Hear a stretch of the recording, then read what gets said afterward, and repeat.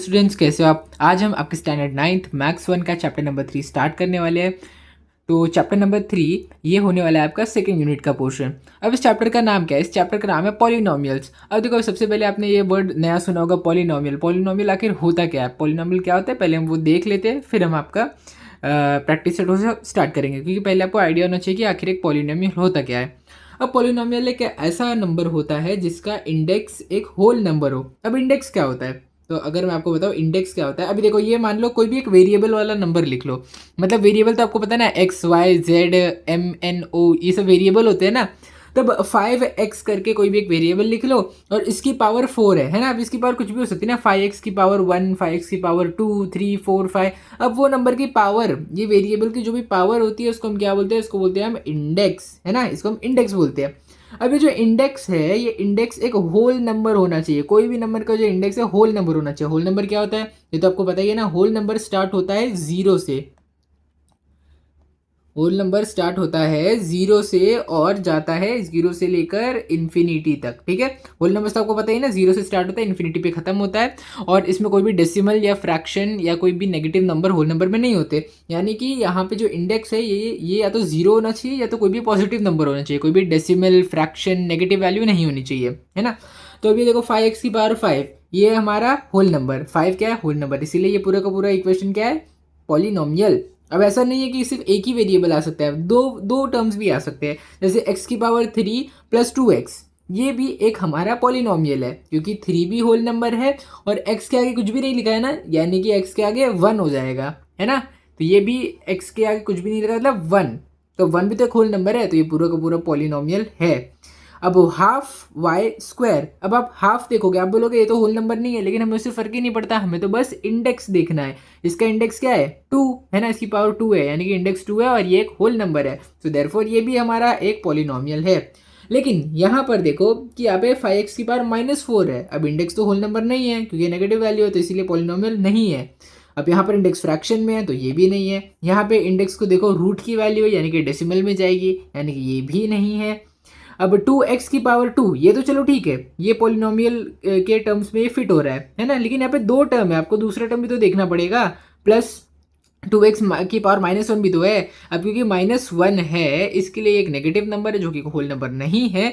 So therefore सिर्फ इसकी वजह से ये पूरा का पूरा टर्म पॉलिनोमियल नहीं बोलेंगे इसको। ठीक है, तो मुझे उम्मीद है कि आपको पता चल गया होगा कि पॉलिनोमियल होता क्या है। जो भी इंडेक्स है वो एक होल नंबर होना चाहिए। ठीक है, तो चलिए भी यहाँ पे हम फर्स्ट आपका प्रैक्टिस सेट करते हैं। इसमें आपको बोला गया है कि अलजेब्रिक एक्सप्रेशन जो है ये पॉलिनोमियल है या नहीं है, ये आपको बताना है यहाँ पे।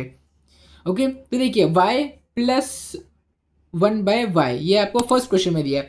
अब 1/y को ना आप ऐसे भी लिख सकते हो, देखो 1/y को ना आप सिंपली y की पावर -1 भी लिख सकते हो। ठीक है, वही अगर 1/y स्क्वायर दिया होता ना, तो अगर आप इसको ऊपर लाते तो आप इसको y की पावर -2 लिख सकते हो। ठीक है, तो सेम उसी तरीके से हम लोग ने 1/y को क्या लिखा है, y की पावर -1। तो अब यहाँ पर अगर आप देखोगे तो फर्स्ट ये जो चीज़ है ये तो हमारी सही बैठ रही है। ये तो हमारा है y की पावर, क्योंकि यहाँ पे कुछ भी नहीं लिखा है, यानी कि इसकी पावर क्या है 1। तो ये तो है हमारा, ये एक पॉलिनोमियल है। लेकिन जब दूसरे टर्म को आप देखोगे तो आपको यहाँ पे मालूम पड़ेगा कि दूसरा टर्म, ये जो दूसरा टर्म है यहाँ पे y की पावर -1 है, लेकिन -1 तो एक होल नंबर नहीं है। सो देयरफॉर यहाँ पे आप लिखोगे the power of one of the variable is not a whole number, यानी कि इस वेरिएबल की पावर 1 नहीं, सॉरी होल नंबर नहीं है। सो देयरफॉर ये पूरा का पूरा जो the given algebraic expression is not a polynomial. ठीक है, यहाँ पर आपका क्वेश्चन नंबर 1 कंप्लीट हो गया। आप इसको अच्छे से नोट कर लीजिए, फिर हम आपका क्वेश्चन नंबर 2 स्टार्ट करते हैं। तो अब यहाँ पर क्वेश्चन नंबर 2 में देखो आपको क्या दिया है। क्वेश्चन नंबर 2 में आपको दिया है कि 2 - 5√x। अब ये तो आपको पता ही है ना कि कोई भी नंबर वेरिएबल के ऊपर अगर आपको अंडर रूट दिया हो, कोई भी वेरिएबल के ऊपर अगर अंडर रूट दिया हो, तो अंडर रूट को आप हटा के यहाँ पर हाफ लिख सकते हो, है ना। अंडर रूट की जगह आप हाफ लिख सकते हो। वही अगर यहाँ पे क्यूब रूट रहता आप 1/3 लिखते, वही यहाँ पे फोर्थ रूट रहता तो आप 1/4 लिखते, है ना। लेकिन अब क्योंकि यहाँ पे सिंपली सिर्फ रूट दिया है, यानी कि आपको अपने मन से यहाँ पे एज्यूम करना था कि यहाँ पर लिखा है 2, तो अब 2 की जगह आप यहाँ पे लिख दो हाफ। ठीक है, स्क्वायर रूट की जगह आप हाफ लिख सकते हो। अब लेकिन जब आप यहाँ पर अच्छे से देखोगे तो यहाँ पे आपको मालूम पड़ेगा कि यहाँ पर ये हाफ है। हाफ तो एक फ्रैक्शन वैल्यू है, फ्रैक्शन वैल्यू तो होल नंबर नहीं है। सो देयरफॉर आप यहाँ पे लिखोगे here one of the power of the variable is not a whole number, ये होल नंबर नहीं है। So therefore the given algebraic expression is not a polynomial. ठीक है, ये पूरे का पूरा एक्सप्रेशन पॉलिनोमियल नहीं है क्योंकि यहाँ पर आपको एक डेसिमल वैल्यू दिख रही है, सॉरी फ्रैक्शन वैल्यू दिख रही है इंडेक्स के अंदर। अब आपका थर्ड क्वेश्चन देखते हैं। थर्ड क्वेश्चन में आपको दिया गया x square plus 7x plus 9, है ना। अब यहाँ पर देखो 9 कोई भी एक नंबर है, पता है कोई भी एक सिंगल नंबर भी वेरिएबल हो सकता है, अगर मैं पॉलिनोमियल हो सकता है। अगर मैं आपसे बोलूँ कि मुझे बताओ कि 10, क्या ये 10 नंबर ये जो है क्या ये एक पॉलिनोमियल है या नहीं है, ये आपको बताना है। ठीक है, अगर आपका आंसर नहीं है तो आप गलत हो। क्यों पता है, क्योंकि यहाँ पे जो 10 है ना, यहाँ पर मैं सिंपली 10x की पावर 0 लिख सकता हूँ। अब वो कैसे लिख सकता हूँ, यहाँ पे देखिए, कुछ भी करना है बस यहाँ पे ना 10 की वैल्यू चेंज नहीं होनी चाहिए। अब 10x की पावर 0, कोई भी वेरिएबल की पावर अगर या फिर कोई भी नंबर की पावर अगर 0 हो तो उसको हम 1 लिख सकते हैं, तो आपको पता ही है। तो अब x की जगह ना इंटू 1 लिख दो, है ना। जब 10 से x की पावर 0 को मल्टीप्लाई करोगे तो क्या आंसर मिलेगा, 10 इंटू 1। अब 10 इंटू 1 क्या होता है, 10 ही होता है। यानी कि मैं किसी भी एक सिंगल नंबर को भी एक वेरिएबल के फॉर्म में लिख सकता हूँ। और ये जो इसका इंडेक्स अगर आप देखोगे जो कि 0 है, अब 0 तो एक होल नंबर है, सो क्योंकि 0 एक होल नंबर है इसके लिए जो 10 अकेला नंबर है ये भी एक पॉलिनोमियल है। ठीक है, तो यहाँ पर देखो मैंने क्या किया है, देखो ये तो सिंपली 2 है, इसकी पावर यहाँ पे कुछ नहीं दिया, यानी कि यहाँ पे 1 है ना। 2 और 1 ये दोनों के दोनों होल नंबर है, तो इनकी बात ही छोड़ दी, तो है ही पॉलिनोमियल। अब यहाँ पर क्योंकि कुछ भी नहीं लिखा था इसलिए मैंने 9x की पावर 0 लिख दिया यहाँ पे। अब ये जो 0 है, क्या ये 0 एक होल नंबर नहीं है, बिल्कुल ये एक होल नंबर है। सो देयरफॉर यहाँ पर आप लिखोगे here the power of all variable of the given expression are whole number, 2 भी होल नंबर, 1 भी होल नंबर, 0 भी होल नंबर। सो देयरफॉर ये पूरा का पूरा algebraic expression is a polynomial. ठीक है, यहाँ पर आपका क्वेश्चन नंबर 3 भी कंप्लीट हो गया, आप इसको नोट कर लीजिए। अभी हम स्टार्ट करते हैं आपका क्वेश्चन नंबर 4। अब देखो क्वेश्चन नंबर 4 में आपको क्या टर्म दिया है, देखो ये दोनों देखने की जरूरत ही नहीं है, पहले ये दोनों को मत देखो, पहले इसी को देख लो, जहां पर आपको गलती दिख रही है पहले उसको देखो। 2m की पावर -2, ये तो आपको सिंपली एकदम क्लियरली दिख रहा है कि -2 एक होल नंबर नहीं है, ये एक नेगेटिव वैल्यू है। So therefore here the power of one of the variable is not a whole number, यहाँ पे एक वेरिएबल की पावर होल नंबर नहीं है। सो देयरफॉर क्योंकि एक वेरिएबल की पावर भी अगर आपको होल नंबर नहीं मिली तो वो पूरा का पूरा जो एल्जेब्रिक एक्सप्रेशन है वो आपका पॉलिनोमियल नहीं कहलाएगा। ओके, यहाँ पर आपको क्वेश्चन नंबर 4 भी कंप्लीट हो गया है। अभी हम चलते हैं आपको क्वेश्चन नंबर 5 पे। तो अभी मैंने आपको एग्जांपल जो दिया था कि 10 को मैं 10x की पावर 0 भी लिख सकता हूँ, ये उसी एग्जांपल के ऊपर आपका क्वेश्चन है। क्वेश्चन नंबर 5, यहाँ पे सिंपली एक नंबर लिख दिया गया 10 और आपसे पूछा है कि क्या ये एक पॉलिनोमियल है या नहीं है, ये आपको बताना है। तो मैंने आपको बताया था कि कैसे 10x की पावर 0 कैसे लिख सकते हैं, ये मैंने आपको बताया था, है ना। अब 10x की पावर 0 लिखो या 10 लिखो, दोनों बात सेम पड़ जाएगी क्योंकि ये होने वाला है 10 इंटू 1, 10 इंटू 1 क्या हो जाएगा 10, है ना। अब 10 भी वही, 10x की पावर 0 भी वही। So therefore the power of the variable of given expression is a whole number. अब क्योंकि एक्सप्रेशन होल नंबर है, so therefore the given algebraic expression is a polynomial, है ना, क्योंकि इंडेक्स की वैल्यू में क्या मिली, इंडेक्स मिला हमें होल नंबर। सो देयरफॉर आप यहाँ पे लिख सकते हो कि ये पूरा का पूरा एक्सप्रेशन एक पॉलिनोमियल है। यहाँ पर आपका क्वेश्चन नंबर 1 कंप्लीट हो गया, आप इसको अच्छे से नोट कर लीजिए। फिर हम आपका मेन क्वेश्चन नंबर 2 स्टार्ट करते हैं। ठीक है, ये क्वेश्चन नंबर 5 का सब क्वेश्चन 5 था, इसीलिए मैंने आपका बोला कि क्वेश्चन नंबर 1 कंप्लीट हो गया क्योंकि इसमें सिर्फ 5 क्वेश्चन थे। ठीक है, तो चलिए अभी आपका क्वेश्चन नंबर 2 स्टार्ट करते हैं। तो अब देखो कोएफिशिएंट क्या होता है, यहाँ पे आपसे पूछा है कि right the coefficient of m power 3 in each of the given polynomial. अब देखो कोएफिशिएंट क्या होता है, अगर मैं आपको यहीं पर मैं आपको एग्जांपल दूँ कि x square plus 7x plus 9।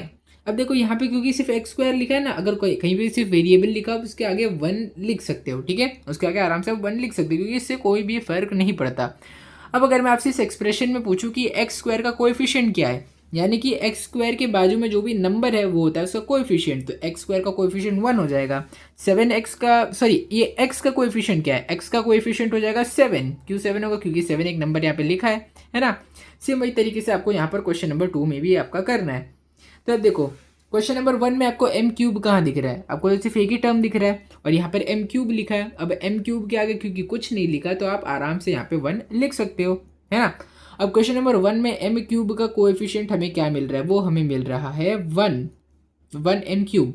Question number 2 पे आ जाते हैं। क्वेश्चन नंबर 2 में आपको m क्यूब का कोएफिशिएंट क्या मिल रहा है, वो है -√3। तो क्वेश्चन नंबर 2 में आ जाएगा आपका -√3। अब सेम भाई आप क्वेश्चन नंबर 3 में देखोगे तो आपको मिलेगा -2/3, तो आप यहाँ पे लिखोगे -2/3। ठीक है, तो काफ़ी ज़्यादा सिंपल और आसान था आपका क्वेश्चन नंबर 2। क्वेश्चन नंबर 2 आपका कंप्लीट हो गया है। तो चलिए भैया आपका नेक्स्ट क्वेश्चन स्टार्ट करते हैं। तो क्वेश्चन नंबर 3 स्टार्ट करने से पहले मैं आपको बता दूं कि एक मोनोमियल, बायनोमियल और ट्राइनोमियल क्या होता है। अब मोनोमियल क्या होता है। मोनो, आप देखो अगर आप नाम में ही देखोगे तो आपको क्या मिलेगा, यहाँ पे लिखा है मोनो। मोनो मतलब वन, मोनो मतलब वन, ठीक है। यानी कि एक ऐसा पॉलिनोमियल जिसमें सिर्फ और सिर्फ एक ही टर्म होना चाहिए, जैसे कि 2x और 5x, है ना। अगर मैं 10 बोल दूँ तो ये भी 10 भी क्या हो जाएगा, 10 भी हो जाएगा आपका एक मोनोमियल, क्योंकि इसमें सिर्फ एक ही टर्म है। अगर मैं बोल दूँ 5x की पावर 2 तो ये भी हो जाएगा एक मोनोमियल। क्यों हो जाएगा मोनोमियल, क्योंकि इसमें सिर्फ एक ही टर्म है। और वही अगर मैं आपसे बोलूँ कि क्या 5x+2, क्या 5x+2 एक मोनोमियल है, तो आप बोलोगे नहीं, वो एक मोनोमियल नहीं है, क्योंकि इसके अंदर दो टर्म है, एक 5x और एक 2, ये दो टर्म है। तो अब क्योंकि दो टर्म है तो मोनोमियल नाम तो दे नहीं सकते, तो क्या नाम देंगे, बायनोमियल। बायनोमियल, बाय मतलब टू, यानी कि दो टर्म होंगे, x की पावर 4 प्लस एक्स और m² - 3m, ये दो टर्म होंगे, तो इसके लिए हम इनको बोलेंगे बायनोमियल। अब वही अगर मैं आपसे बोलूँ कि इसके अंदर तीन टर्म हो जाएंगे, तीन टर्म हो जाएंगे, तो आप इसमें क्या लिखोगे, ट्राइनोमियल। देखो ½ 2y प्लस वाई, ये जो इतने टर्म है इसके अंदर कितने, तीन टर्म है, और ये तीनों टर्म बना देंगे ट्राइनोमियल। ये वाले में देखो x³ है, x √3x² है और 5x है, तब ये भी दोनों अलग से तीन टर्म हो जाएंगे। तो यहाँ से आप क्या बोल सकते हो कि ट्राइनोमियल में तीन टर्म्स होते हैं, ठीक है। तो मुझे उम्मीद है कि आपको क्लियर हो गया होगा कि मोनोमियल, बाइनोमियल और ट्राइनोमियल क्या होते हैं। तो चलिए भी हम आपका ये क्वेश्चन स्टार्ट करते हैं, जिसमें आपसे पूछा गया है कि आपको मोनोमियल, बाइनोमियल और ट्राइनोमियल लिखना है, और इसमें आपको एक नया टर्म बताया गया है, डिग्री। अब देखो डिग्री क्या होता है, डिग्री भी अगर मैं आपको यहाँ पे बताऊँ, लेके जाके यहीं कोई एक एग्जाम्पल से अगर मैं बताऊँ, ये देखो, ये क्वेश्चन नंबर 3 है। अब क्वेश्चन नंबर 3 में सबकी आप पावर, यानी कि सबका इंडेक्स देखो, इसकी पावर क्या है 2, इसकी पावर क्या है 1, इसकी पावर क्या है, क्योंकि कुछ भी नहीं लिखा है, यानी कि इसकी पावर 0 है। अब जो हाईएस्ट पावर वाला वेरिएबल होता है उस नंबर को हम बोलते हैं हम डिग्री। अब ये जो पूरा का पूरा क्वेश्चन नंबर 3 है, इसके अंदर बताओ कि सबसे ज़्यादा पावर क्या है, वो है 2, यानी कि इस इक्वेशन की डिग्री हो जाएगी 2। जो भी इक्वेशन की हाईएस्ट पावर होती है वही उसकी डिग्री होती है। अब यहाँ पे देखोगे, अगर आप क्वेश्चन नंबर 4 में देखोगे, ये है -2, ये है 1 और ये m की पावर 0। अब यहाँ पर 1 इसकी डिग्री हो जाएगी, क्योंकि -2 से बड़ा होता है 1, है ना। सेम वही तरीके से अगर आप यहाँ पर देखोगे, यहाँ पर देखो, यहाँ पे 3 है पावर, 2 है पावर, 1 है पावर और 0 है पावर, तो सबसे ज़्यादा पावर क्या है, m³ यानी कि 3, तो इसकी डिग्री हो जाएगी 3। अब सेम वही तरीके से यहाँ पे आपको लिखना था एक मोनोमियल जिसकी हाईएस्ट पावर 7 होनी चाहिए, तो हम लोग ने सिंपली 5x की पावर 7 यहाँ पे लिख दिया, है ना, क्योंकि वैसे भी एक मोनोमियल तो हमें इससे ज़्यादा चीज़ें डालने की ज़रूरत नहीं थी। अब देखो यहाँ पे बोला एक बाइनोमियल विद डिग्री 35, यानी कि एक बाइनोमियल दो टर्म होने चाहिए और उसकी डिग्री होनी चाहिए 35, तो सिंपली x की पावर 35 प्लस 5 लिख दो, बस काम खत्म, है ना। इसके आगे हम लोग को कुछ करने की जरूरत नहीं है, बस हमें दो टर्म चाहिए थे और कोई भी एक टर्म की जो डिग्री है वो 35 होनी चाहिए।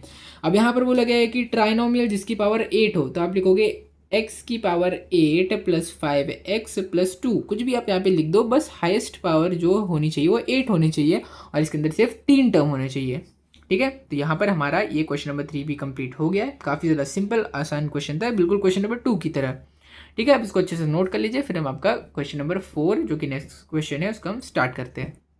तो ये देखो, तो अब ये लोग ने जो क्वेश्चन नंबर 4, मुझे पता नहीं लोग ने क्या सोच के क्वेश्चन नंबर 4 को बाद में लिखा है और क्वेश्चन नंबर 3 पहले करा दिया। यहाँ पर इन लोगों ने आपसे मोनोमियल, बाइनोमियल, ट्राइनोमियल वाला टॉपिक इंट्रोड्यूस करा दिया और उसी के साथ साथ डिग्री भी कर दी, जबकि पहले आपसे उनको ये क्वेश्चन सॉल्व कराना चाहिए था, क्योंकि इसमें आपको मेन सारी की सारी क्लैरिटी आ जाएगी कि इसमें डिग्री क्या है ना। अब सबसे पहले देखते हैं √5। अब जो √5 आपका नंबर है, √5 के पास कोई वेरिएबल है नहीं, तो आप यहाँ पे सिंपली x की पावर 0 लिख सकते हो, है ना। अब क्योंकि इसमें सिर्फ और सिर्फ एक ही टर्म है तो इसकी डिग्री भी वही होगी जो कि इसके पास नंबर वेरिएबल है। अब x की वैल्यू क्या है, x की डिग्री क्या है, वो है 0, तो ये सॉरी x का जो पावर था वो 0, तो वही पावर के साथ साथ डिग्री भी वही हो जाएगी, है ना, क्योंकि सिर्फ एक ही टर्म था ना। अब यहाँ पे सेकंड क्वेश्चन में लोग ने सिंपली x की पावर 0 खुद ही दे के रखा है, तो यहाँ पर हम फिर से 0 डाल देंगे। सेकंड टर्म में यहाँ पे आपको √m की पावर 10 दिया है और यहाँ पे सिर्फ -7 दिया है, तो 7 की जगह आप m की पावर 0 भी लिख सकते हो आराम से, है ना, इसमें कोई फ़र्क नहीं पड़ेगा, 7m की पावर 0। अब यहाँ पे देखो 0 बड़ा है या 10 बड़ा है, आपको पता है ये वैल्यू होगी 10, है ना, क्योंकि 10 ज़्यादा बड़ा है।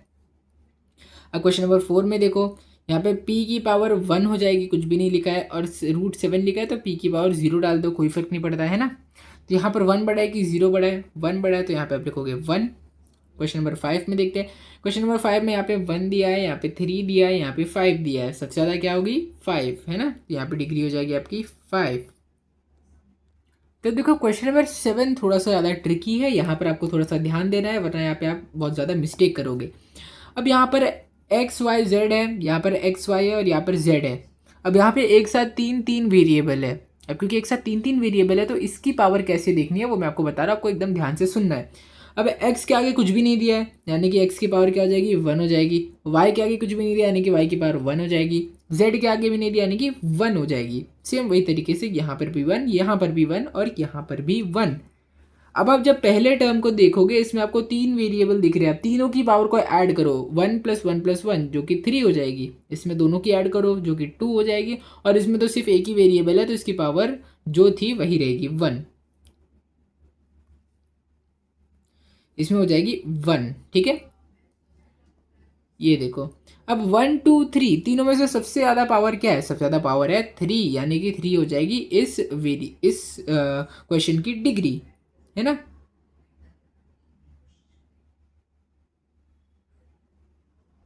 देखो यहाँ पर एक छोटा सा आपका चेंज है, मैंने ना गलती से क्वेश्चन नंबर 3 को लेफ्ट कर दिया था, मैं इसको छोड़ दिया था। क्वेश्चन नंबर 3 में देखो यहाँ पे एक्स की पावर 2 है ना, तो यहाँ पर उसकी डिग्री भी 2 ही हो जाएगी, क्योंकि ये सिर्फ एक ही यहाँ पे टर्म है ना, तो इसीलिए इसकी डिग्री हो जाएगी आपकी 2। ठीक है, हाँ।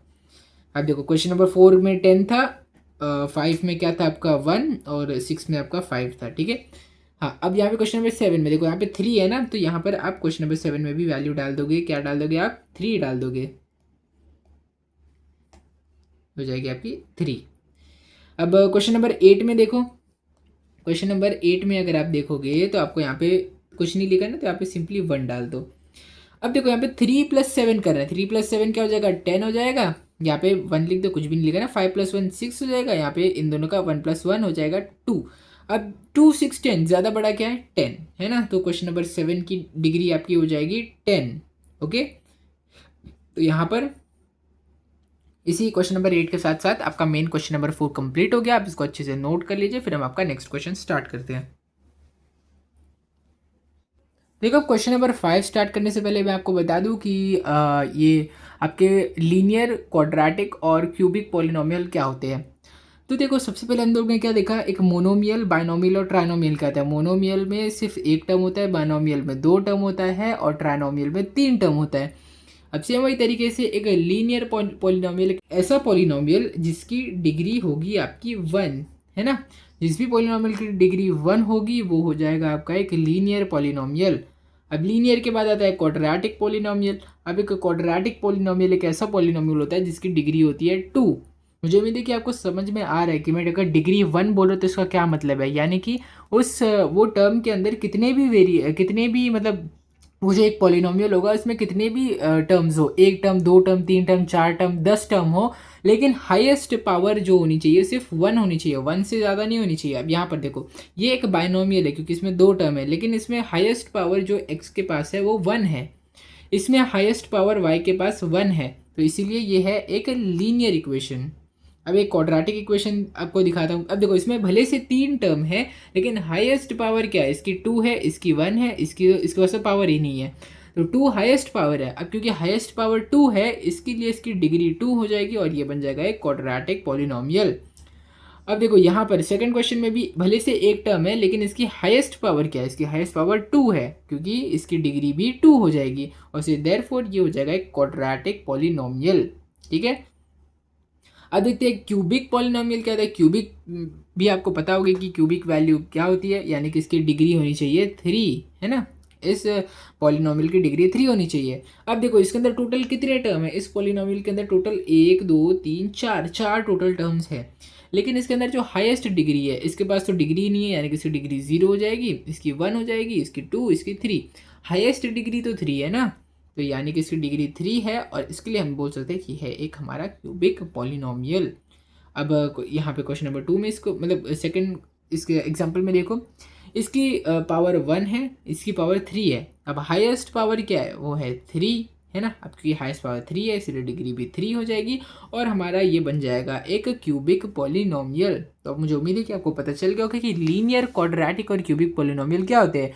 डिग्री 1 तो लीनियर, डिग्री 2 है तो क्वाड्रेटिक, डिग्री 3 है तो क्यूबिक पॉलिनोमियल। ठीक है, तो चलिए अभी हम आपका मेन क्वेश्चन नंबर 5 स्टार्ट करते हैं। अब देखो क्वेश्चन नंबर 5 का मेन क्वेश्चन नंबर 1 क्या बोल रहा है कि इसमें आपको ये टर्म दिया और इसमें आपको बताना है कि ये पॉलिनोमियल लीनियर है, क्वाड्रेटिक है या क्यूबिक है, यानी कि इनकी डिग्री 1 है, 2 है या 3 है। पहले मैं यही लिख देता हूँ ऊपर, ठीक है, ताकि आपको क्लियर हो जाए कि इसकी लीनियर, इसकी डिग्री 1 है, 2 है या 3 है, ये आपको बतानी है। 1 है तो लीनियर, 2 है तो क्वाड्रेटिक, 3 है तो cubic.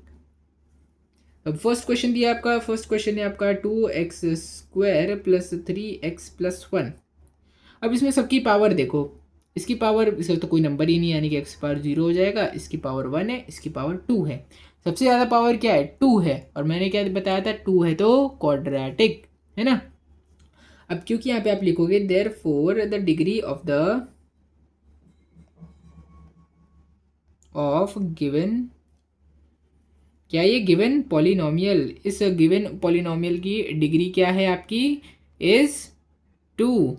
So therefore the given polynomial is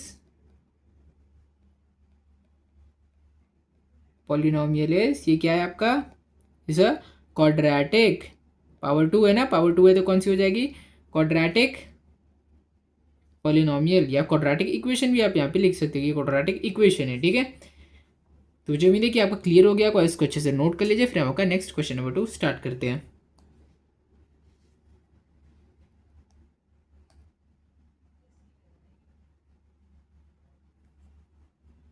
तो देखिए, अब ये रहा आपका क्वेश्चन नंबर 2। क्वेश्चन नंबर 2 में आपको क्या दिया है, 5p की पावर क्या दिया यहाँ पे आपको, 5p की पावर 0, सॉरी 5p की पावर 1। अब क्योंकि एक सिंपल, सिर्फ एक ही टर्म है इसके अंदर और इसमें जो हाईएस्ट पावर है वो 1 है ना, तो यही एक पावर है वही हाईएस्ट बन जाएगी, और 1 मतलब लीनियर। सो देयरफॉर आप यहाँ पर लिखोगे the degree of the given polynomial, यानी कि क्वेश्चन नंबर 2 में जो डिग्री है वो क्या है, 1। So therefore the given polynomial is a which type of equation, linear type of equation, है ना। क्यों लीनियर है, क्योंकि इसके अंदर जो पावर, हाईएस्ट पावर है वो है आपकी 1, है ना। अब इसको अच्छे से नोट कर लीजिए, फिर हम का नेक्स्ट क्वेश्चन नंबर 3 स्टार्ट करते हैं। अब देखिए क्वेश्चन नंबर 3, क्वेश्चन नंबर 3 में आपको यहाँ पे आपको दिया कि √2y - 1/2।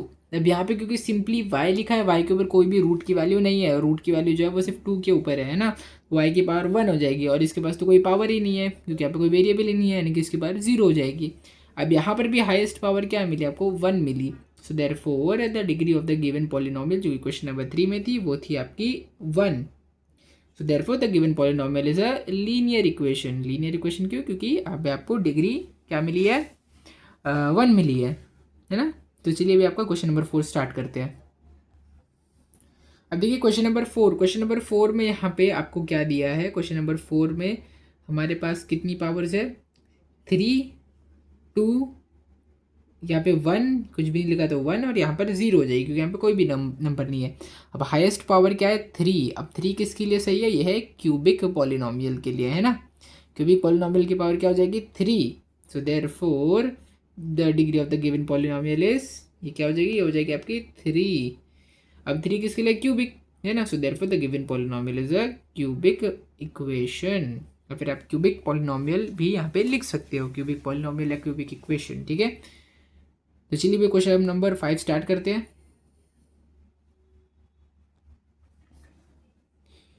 क्वेश्चन नंबर 5 में यहाँ पे सिर्फ एक ही टर्म है और इसकी पावर क्या है, 2, यानी कि इसकी डिग्री भी 2 हो जाएगी, है ना। सो therefore the degree of the given polynomial is 2। अब 2 किसके लिए था, quadratic equation, therefore the given polynomial is a quadratic equation.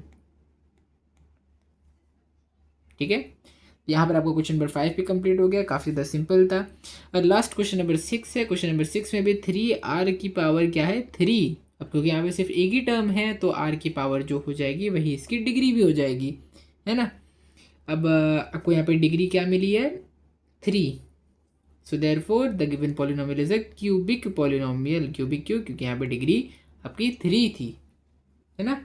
और ये था आपका क्वेश्चन नंबर 6। तो यहाँ पर आपका क्वेश्चन नंबर 6 भी कंप्लीट हो गया। आप इसको अच्छे से नोट कर लीजिए। इसी के साथ साथ आपका मेन क्वेश्चन नंबर 5 भी कंप्लीट हो गया है। तो चलिए अब आपका नेक्स्ट क्वेश्चन नंबर 6 स्टार्ट करते हैं। अब देखो यहाँ पर आपको बोला गया कि right the polynomials in the standard form. अब स्टैंडर्ड फॉर्म होता क्या है?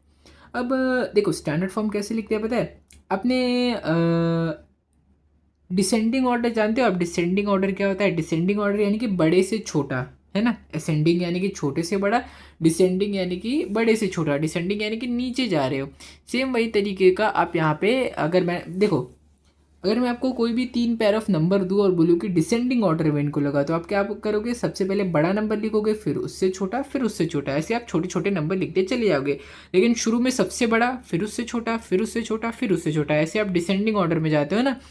तो सेम वही तरीके से आपका स्टैंडर्ड फॉर्म भी होता है, बस इसमें फ़र्क क्या होता है? इसमें हम नंबर नहीं देखते, इसमें हम पावर देखते हैं। जिसकी पावर सबसे ज़्यादा होगी वो सबसे आगे आएगा, जिसकी पावर सबसे कम होगी वो सबसे पीछे जाएगा, ठीक है। अब यहाँ पर मैं अगर आपको एग्जांपल दूँ, तो यहाँ पर इसकी पावर 3 है, इसकी यार 3 के पास क्योंकि कुछ है ही नहीं, तो यहाँ पे आप 3m की पावर 0 भी लिख सकते हो, है ना। 3m की पावर 0 मैं यहाँ पे लिख देता हूँ, ठीक है। m³ प्लस 3m की पावर 0 प्लस 5m। अब यहाँ पे m के आगे कुछ भी नहीं लिखा है ना, यानी कि m की पावर 1 है, ठीक है। आप देखो सबसे ज़्यादा पावर किसकी है? 3 की, ये m³ की, फिर उसके बाद 5m की पावर 1, फिर 3m की पावर 0। तो यहाँ पर आप सबसे पहले असेंडिंग ऑर्डर में लिखोगे ना, तो यहाँ पर आप लिखोगे descending order m³ plus 5m, है ना, 5m की पावर 1 है, प्लस 3, ठीक है। इतना ही आपको खाली लिखना है। Is the standard form of given, standard form of given polynomial दिया है, क्या लिखा है? पॉलिनोमियल दिया है ना, तो आप यहाँ पे लिखो गिवन पॉलिनोमियल। तो मैंने पॉलीमोनियल लिख दिया यहाँ पे, पॉलिनोमियल, ठीक है। ठीक है, मुझे उम्मीद है कि आपको क्लियर हो गया होगा अच्छे से, क्योंकि मैंने यहाँ पे मैंने m की पावर 0 लिखी ताकि आपको अच्छे से समझ में आए। अगर आप क्वेश्चन में लिखोगे या नहीं लिखोगे, दोनों ही आपको चलेगा, ठीक है। अब क्वेश्चन नंबर 2 में देखते हैं। क्वेश्चन नंबर 2 में काफ़ी ज़्यादा आपके यहाँ पे टर्म्स दिए गए हैं, तो इसके लिए पहले मैं क्वेश्चन नंबर 1 को हटा लूँ, फिर हम आपका लिखते हैं क्वेश्चन नंबर 2 को।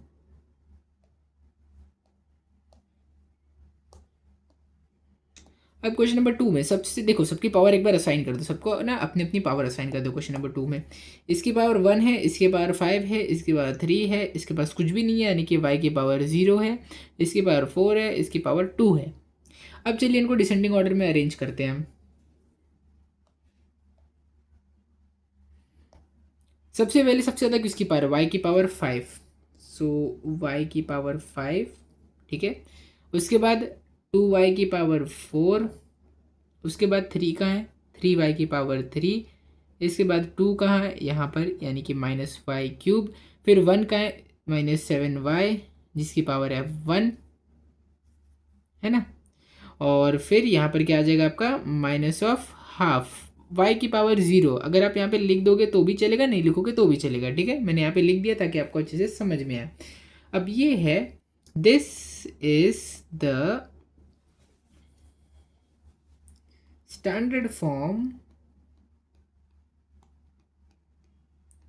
Of the given polynomial.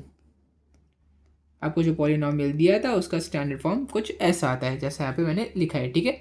तो यहाँ पर इसी के साथ साथ आपका क्वेश्चन नंबर 6 भी कंप्लीट हो गया है। इस सब क्वेश्चन 2 के साथ आप इसको अच्छे से नोट कर लीजिए, फिर हम आपका क्वेश्चन नंबर 7 स्टार्ट करते हैं। तो देखो यहाँ पर आपको क्या दिया कि आपको पॉलिनोमियल्स को अब तक कोएफिशिएंट फॉर्म में लिखना है, ठीक है। अब पॉलिनोमियल्स को उनके कोएफिशिएंट फॉर्म में कैसे लिखते हैं? तो देखो यहाँ पर ना सबसे पहले आप हाईएस्ट डिग्री देख लो। हाईएस्ट डिग्री यहाँ पे क्या है? 3 है। अब 3, अब यहाँ पे आप लिख दो 3, 3, 2, 1, 0। 3 से लेकर आपको 0 तक जाना है, ठीक है। 3, 2, 1, 0, जो भी हाईएस्ट डिग्री होगी ना वो लिख लो, फिर उससे 0 तक जाओ राइट हैंड साइड में, ठीक है। अब देखो कि ये जो 3 जो पावर है ये किसके पास है? मतलब हाईएस्ट इसमें तो 3 आपको दिखा ना, किसके पास है? x³ के पास है ना। तो यहाँ पर उसके नीचे आप लिखोगे x³, ठीक है। अब 2, टू किसी के पास भी, देखो एक्स स्क्वायर होना चाहिए, यानी कि एक्स की पावर टू किसी के पास भी नहीं है, तो यहाँ पर आप सिंपली लिखोगे प्लस ऑफ 0x²। ठीक है। अब एक्स की पावर वन, एक्स की पावर वन किसके पास है, वो भी किसी के पास नहीं है, तो 0x⁻1। अब एक्स की पावर, यहाँ पे मैंने जीरो लिखा ना, यानी कि एक्स की पावर जीरो किसके पास है, यहाँ पर अगर आप ध्यान से देखोगे तो यहाँ पर मैं टू की जगह 2x⁻0 भी लिख सकता हूँ, है ना, यानी कि यहाँ पर आ जाएगा आपका -2x⁻0। ठीक है। तो मुझे भी देखिए ये तरीका आपको सिंपल थोड़ा लगा होगा कि हाईएस्ट डिग्री को ले लो, वहाँ से ज़ीरो तक जाओ। अब ये डिग्री जिस जिस नंबर के पास है उसको ऐसे एक फॉर्म में लिख लो, अगर वो किसी के पास नहीं है तो यहाँ पे ज़ीरो डाल दो उस नंबर के आगे, तो इससे कोई भी फ़र्क नहीं पड़ेगा। अगर आप इसको ध्यान से देखोगे, जो नंबर मैंने ये जो मैंने इतना लंबा चौड़ा इक्वेशन लिखा है, अगर मैं इसको सिंप्लीफाई करूँ, देखो 0x² तो ऑब्वियसली बात है ज़ीरो होगा, 0x⁻1 भी ज़ीरो होगा, 2x⁻0 क्या होता है, 1 होता है, यानी कि ओवरऑल ये नंबर 2 बन जाएगा। और यहाँ पे x³ यानी कि आप ओवरऑल नंबर आपका 2x³ - 2 है, जो कि यही पुराना नंबर है ना, नंबर चेंज भी नहीं हुआ और हमने सारे के सारे यहाँ पर डिग्री डाल भी दिया। तो इन शॉर्ट कोई भी डिग्री यहाँ पे मिस नहीं हो, इसके लिए आप एक डिसेंडिंग ऑर्डर में सारी डिग्रीज लिखते हो और उनके कोएफिशिएंट को आप लिख देते हो। अब देखो यहाँ पर मैंने आपको एक अच्छा स्टैंडर्ड फॉर्म बता दिया ना, तो देखो यहाँ पर मैंने आपको स्टैंडर्ड फॉर्म बता दिया इसका। अब यहाँ पर आप सिंपली इनके कोएफिशिएंट को लिख लो। अब x³ के आगे कोई नंबर यानी कि इसका कोएफिशिएंट 1 हो जाएगा, 1, 0, 0, -2, है ना, 1, 0, 0, -2, सारा कोएफिशिएंट लिख लिया। तो अब यहाँ पे लिख दो इज द कोएफिशिएंट फॉर्म, किसका coefficient form, is the coefficient form of given polynomial, जो भी पॉलिनोमियल आपको गिवन था ये है उसका कोएफिशिएंट फॉर्म, जो कि हम लोग ने यहाँ पर लिखा है। ठीक है, ये यहाँ पे हो गया आपका क्वेश्चन नंबर 1। आप इसको नोट कर लीजिए, फिर हम आपका नेक्स्ट क्वेश्चन नंबर 2 लिखते हैं। क्वेश्चन नंबर 2 में आपको क्या दिया, 5y, तो अब मैंने क्या बोला था, 5y दिया ना, 5y। तो अब हाईएस्ट पावर क्या है यहाँ पे, 1 है, 1 है ना, 1। तो अब यहाँ पर साइड में आओ, 1 लिख लो। ये आपका हो गया ना, मैं इसको रफ कर देता हूँ ताकि ये डिस्टर्बेंस नहीं बनाए आपके इसमें। अब 1 से छोटा क्या है, 1 से छोटा है 0। अब ये जो 1 किसकी पावर, 5y की पावर 1 है ना, तो यहाँ पे 5y की पावर 1 लिख लो। अब y की पावर 0 तो किसी के पास भी नहीं है ना, तो यहाँ पर आप सिंपली प्लस ऑफ 0y की पावर 0 लिख सकते हो। ठीक है, तो अब इसी को यहाँ पर एक स्टैंडर्ड फॉर्म में लिख लो, 5y की पावर 1 + 0y की पावर 0। अब इनके कोएफिशिएंट को निकाल लो, कोएफिशिएंट इसका 5 है, इसका 0 है, तो 5, 0 is the coefficient form of the given polynomial. काफ़ी ज़्यादा सिंपल था। क्वेश्चन नंबर 3 में देखो, 2m की पावर 4 - 3m² + 7। अब देखो अगर मैं यहाँ पर आपको बताऊँ कि 2m की पावर क्या दिया है, 4 हाईएस्ट है ना, तो 4, 3, 2, 1, 0। अब 4 किसकी पावर है, 2m की पावर 4, 3 किसी की पावर भी नहीं है, तो प्लस 0m की पावर 3, 2 किसकी पावर है, -3m² ना, तो यहाँ पे -3m² करो, 1 तो किसी की पावर नहीं है यहाँ पे, तो आप प्लस ऑफ 0m कर दो। अब 0 किसकी पावर है, 7m की पावर 0, है ना, तो यहाँ पर आप लिख दोगे प्लस 7m की पावर 0। तो ये हो गया आपका इक्वेशन, फाइनल इक्वेशन। ये ऊपर वाला पार्ट मिटा दो। ठीक है, तो ये बन गया आपका स्टैंडर्ड फॉर्म ऑफ इक्वेशन। अब यही मैंने आपके लिए नीचे पहले से लिख के रखा है, यहाँ पर बस आपको इसके कोएफिशिएंट फॉर्म निकालने हैं। 2, 0, -3, 0, 7, 2, 0, -3, 0, 7, है ना, तो यही मिल गया आपका coefficient form of the given polynomial. तो अब यहाँ पर क्वेश्चन नंबर 4 में आपको क्वेश्चन क्या दिया था पता है, क्वेश्चन दिया था आपको -2⁻3। तो अगर आप -2⁻3 को अगर आप लिखोगे तो आपको मिलेगा -2⁻3 x⁻0। अब ये हाईएस्ट यहाँ पे पावर क्या है, 0 है, तो अब 0 लिखो। अब 0 लिख के ही आप रुक जाओगे ना, क्योंकि 0 से नीचे आप जा ही नहीं सकते। अब 0 सिर्फ एक ही के पास है, एक ही नंबर, यानी कि इस नंबर को आप इस कोएफिशिएंट, इस जो इक्वेशन दिया है पॉलिनोमियल, इस पॉलिनोमियल को आप अभी एक्सपांड नहीं कर सकते। सो देयरफॉर यही आपको एक फाइनल आंसर बचता है, जो कि -2/3 कोएफिशिएंट फॉर्म। ठीक है, तो -2/3 is the coefficient of the given polynomial. यहाँ पर आपका क्वेश्चन नंबर 7 भी कंप्लीट हो गया है, मुझे लगता है क्वेश्चन नंबर 7 कंप्लीट हो गया यहाँ पे। आप इसको नोट कर लीजिए, फिर हम आपका नेक्स्ट क्वेश्चन नंबर 8 स्टार्ट करते हैं। अब देखो यहाँ पे इक्वेशंस का स्टैंडर्ड फॉर्म लिखना है। अब देखो जो क्वेश्चन नंबर 7 मैंने आपको बताया ना, ये लगभग उसका उल्टा है ना। यहाँ पर देखो क्या दिया आपको, 1 2 3, ठीक है। अब जो मोस्ट राइट साइड में जो नंबर है ना, देखो सारे नंबर्स है ना, बस उनके आगे एक एक्स चिपका दो, ठीक है। 1x plus 2x plus 3x, ठीक है। सबके आगे एक एक एक्स चिपका दिया।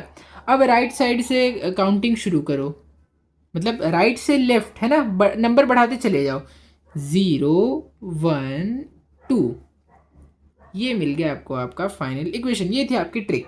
बस नंबर लिखो, सबके आगे एक एक एक्स चिपका दो और राइट हैंड साइड से 0 से अपनी काउंटिंग शुरू करो। 0 1 2, ठीक है। 0 1 2।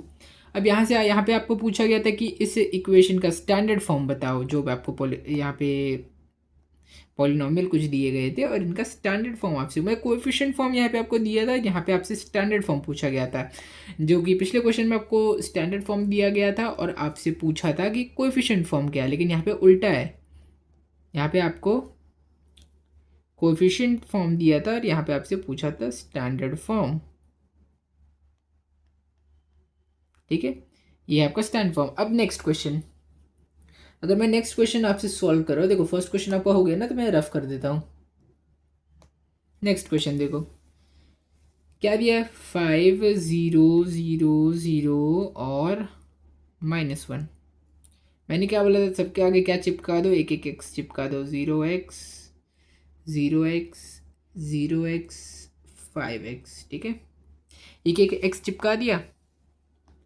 अब यहाँ पे लिखो 1, सॉरी 1 नहीं, 0 से काउंटिंग शुरू करनी है ना। 0 1 2 3 4। अब क्योंकि सारे के सारे जीरो से कोई साइन तो थी नहीं, तो यहाँ पे हम प्लस कर देंगे, लेकिन यहाँ पे माइनस होगा है ना, क्योंकि -1 था। तो ये रहा आपका standard form of the given polynomial, जो कि मैंने यहीं आपके लिए यहाँ पे लिखा है ना। आंसर तो निकालने का तरीका ये था, लेकिन मेन एग्जाम में आपको ऐसे लिख के आना है, ठीक है। तो आप इसको नोट कर लीजिए, फिर हम आपका क्वेश्चन नंबर 3 करते हैं। अब क्वेश्चन नंबर 3, इसके लिए मैं आपका ये सब रफ कर लेता हूँ, फिर हम क्वेश्चन नंबर 3 करते हैं।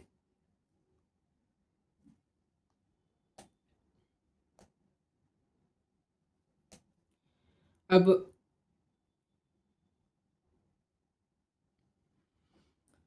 क्वेश्चन नंबर 3 को भी आपको कुछ ऐसे ही करना है। -2 2 -2 और 2। फिर मैंने क्या बोला था, सबके आगे क्या करो, इसको थोड़ा नीचे कर लेता हूँ।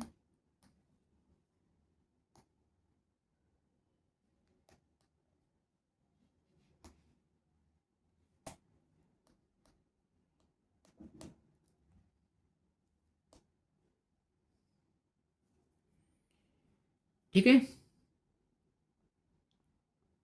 2x, ये हो जाएगा -2x, ये हो जाएगा 2x, ये हो जाएगा -2x। अब क्योंकि ये तो पॉजिटिव 2 था, तो यहाँ पे प्लस, ये नेगेटिव है तो नेगेटिव, ये पॉजिटिव है तो पॉजिटिव, ठीक है। इस साइन का भी आपको अच्छे से ध्यान देना है ना, वरना मार्क्स कट जाएगा। -2 है तो -2 ही होगा ये, है ना। अब यहाँ पे +2 है तो ये दोनों +2 होंगे। अब यहाँ पे नंबर लिखो 0 1 2 3, देखो ये हो गया। और देखो 2x की बार 0 की जगह मैंने 2 सिंपली लिखा है। अगर आप 2x की बार 0 लिखोगे तो भी चलेगा, इसमें कोई भी प्रॉब्लम आपको नहीं होगी, ठीक है। मार्क्स वार्क्स नहीं कटेंगे, आप लिख सकते हो आराम से, 2 भी लिख सकते हो, ओके। तो यहाँ पर आपका ये कंप्लीट हो गया। देखो सेम वही फॉर्म मैंने यहाँ पर बस आपको लिखा है कि आपको एग्जाम में इसको ऐसे लिख के आना है, ठीक है। यहाँ पर आपको क्वेश्चन नंबर 8 भी कंप्लीट हो गया, आप इसको अच्छे से नोट कर लीजिए। फिर हम आपका नेक्स्ट लास्ट क्वेश्चन, जो कि क्वेश्चन नंबर 9 है, उसको स्टार्ट करते हैं। तो देखिए हम लोग ने क्या पढ़ा था, हम लोग ने पढ़ा था कि एक मोनोमियल बाइनोमियल ट्राइनोमियल क्या होता है ना। ये तो पता था ना कि मोनोमियल में 1 टर्म, बाइनोमियल में 2 टर्म, ट्राइनोमियल में 3 टर्म।